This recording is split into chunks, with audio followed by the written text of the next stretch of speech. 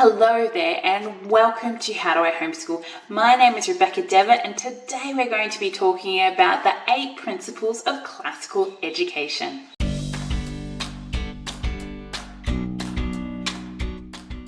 After making a video on the 20 principles of a Charlotte Mason education, I learned a lot. And so I thought, are there any principles of classical education? Can I do the same thing?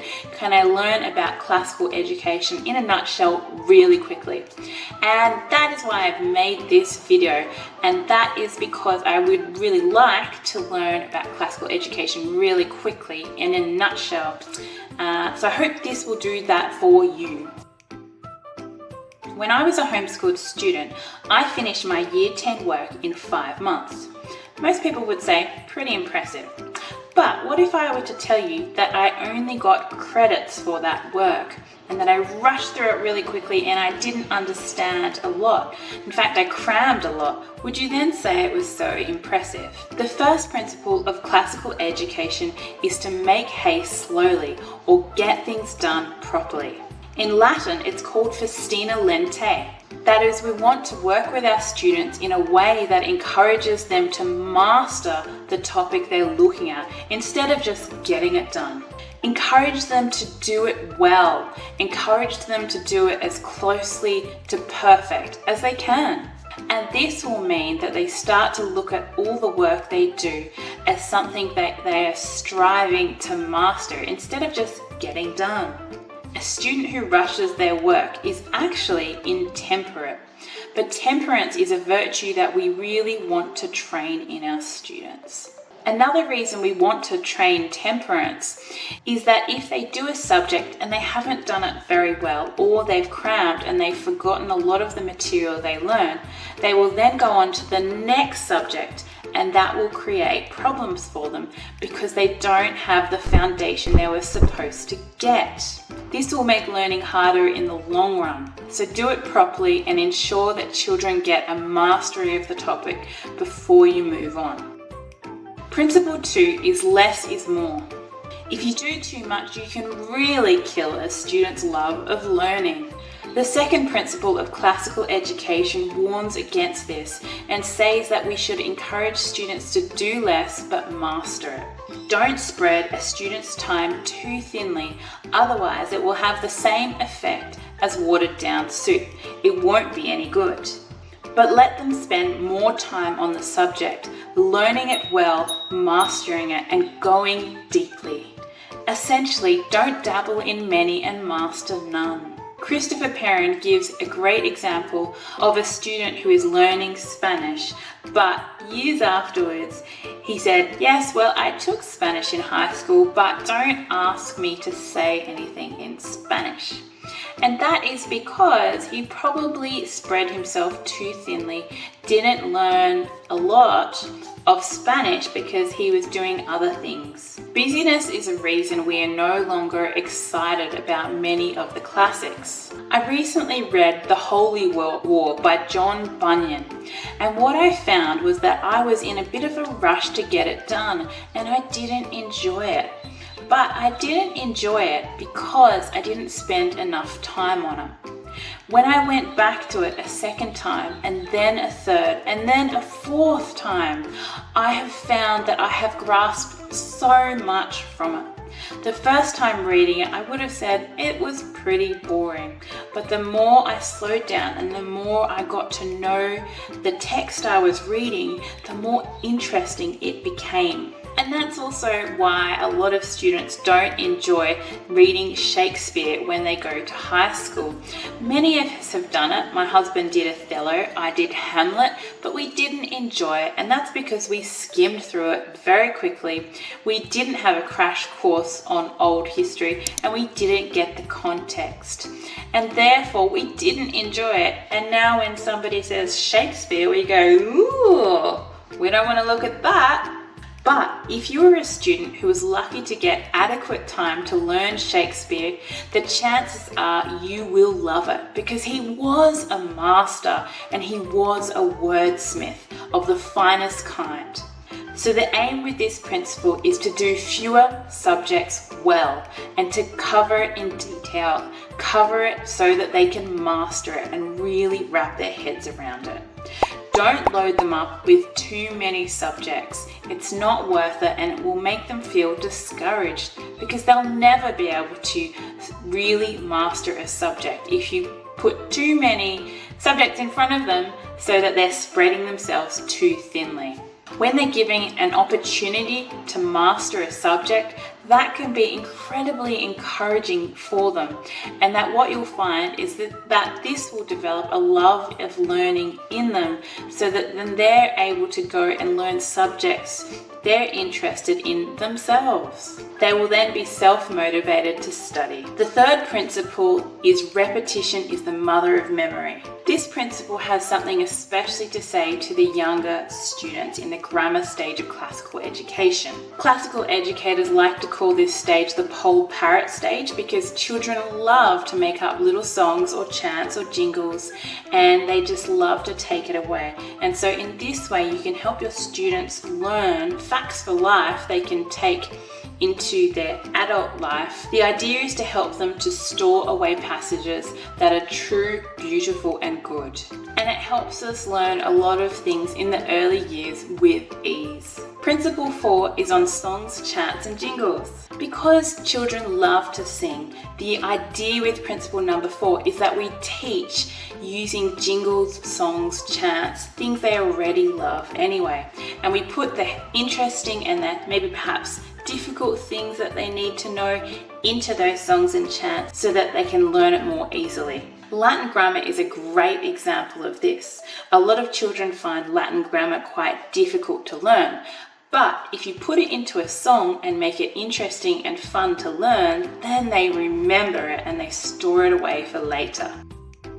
Principle number 5 is embodied learning. That is, we learn from our environment as much as our curriculum really. Charlotte Mason also has a principle very similar to this. And that is that our environment educates us a lot more than many of us realize. Education isn't only a rational process because it's not only the intake of information, it's also the formation of our soul, mind and character. And if you think about it, we're actually educated as much by our 5 senses as we are by the curriculum that we study in our books. Our environment and the relationships we have with people around us shape us so much. How often have you made an irrational decision based on your feelings? And this is a way we're educated as well. And so the idea with this principle is that we have to pay attention to how our students are learning, not from just their curriculum, but from the world around them. Who are the people who are influencing them? Who do they hang out with? What videos do they watch? What sport do they play? And what impact does that have on them? What do they gravitate to in their spare time? Are they hooked on video games? As educators, we need to understand that children are being educated in those spheres as well. Principle number 6 is wonder and curiosity. We want to create lifelong learners who are curious and wonder because there is so much to wonder about in creation and when we see God. Children are already born with wandering minds. Around middle school, a lot of kids start to really not enjoy and view learning as uncool. But we need to help them maintain a love of learning and curiosity and a wonder with the environment and the God they have around them. A great way to inspire wonder and curiosity is to be that way yourself. Are you a person who is in love with God? And are you a person who is still curious about learning? If you are, you'll find that you inspire your students. Joseph Pieper had something very interesting to say about wonder. And he said that wonder leads to worship, which then leads to wisdom. And so if we don't have any wonder, we won't have any wisdom in the end. Dr. Christopher Perrin made the point of saying that this is a way you might look at classical education in a nutshell as well. Usually a lot of people look at classical education as the grammar, logic, rhetoric trio, but you could look at it also as wonder leads to worship, leads to wisdom.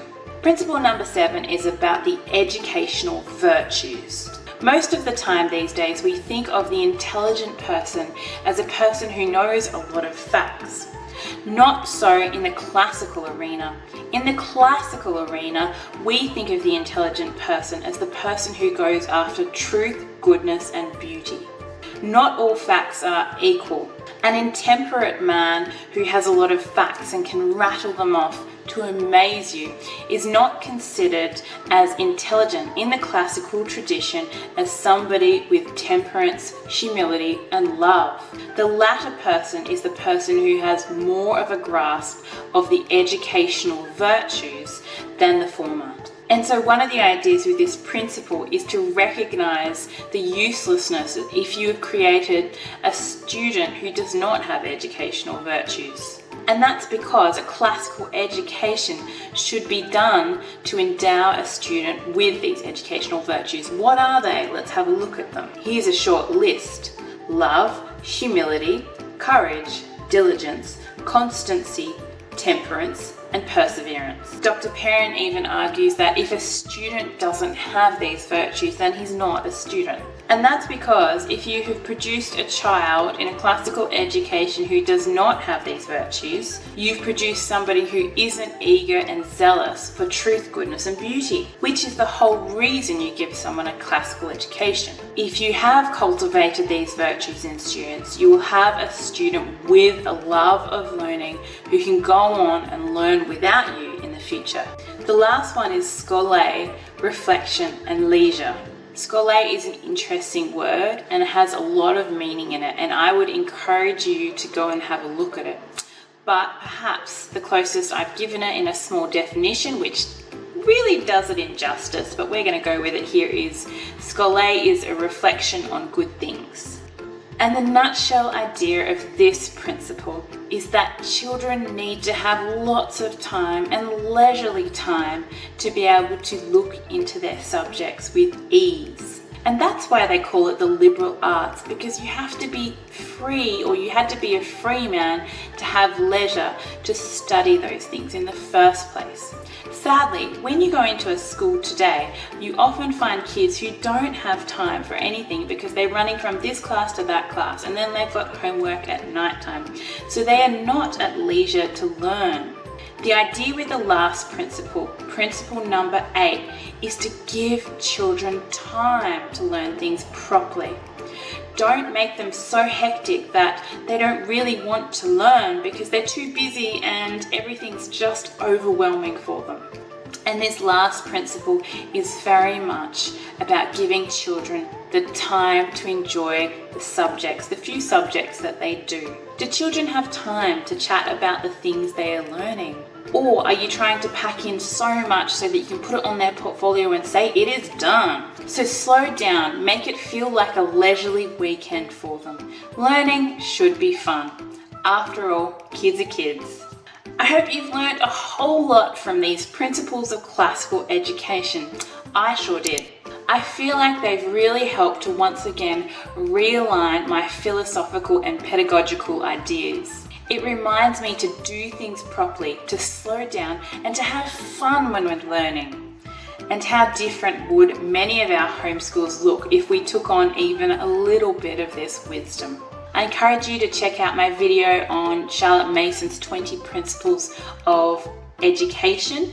They're very interesting. In a way, some of them are quite similar to these principles as well. And I think that they will, in a very short time, add a lot to your homeschool. I hope you've really enjoyed this video. Please like, subscribe, comment, and I will see you in the next video. Bye.